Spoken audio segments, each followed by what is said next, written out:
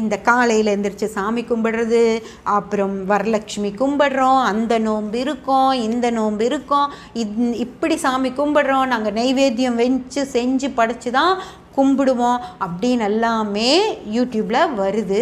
அவங்கனால அதெல்லாம் செய்ய முடியும். உங்களால் அதெல்லாம் செய்ய முடியலன்னா அதை பற்றி எந்த பிரச்சனையும் இல்லை. கடவுள் அவங்களுக்கு 100% வரத்தையும் அந்த மாதிரியெல்லாம் நீங்கள் கும்பிடலை அப்படின்னா உங்களுக்கு 10% வரமும் கொடுக்க மாட்டார். அவங்க மாதிரி தான் நான் இருக்கணும் அப்படின்னு முதல்ல நினைக்கிறது நிறுத்துங்க. அதே அந்த கில்ட்டு, ஐயோ அவங்கெல்லாம் பண்ணுறாங்களே என்னால் பண்ண முடியலையே, அப்போ நான் நல்ல பொண்ணு இல்லையா, நான் ஒரு குடும்ப தலைவி இல்லையா அப்படின்னு நினைக்கிறத தயவு செஞ்சு விட்டுருங்க. அதுக்கும் உங்களுக்கும் எந்த சம்மந்தம் இல்லை. உங்களால் என்னெல்லாம் செய்ய முடியுமோ அதை சரியாக நீங்கள் செய்யுங்க. அவங்களால செய்ய முடிஞ்சதை அவங்க சரியாக செய்யட்டும்.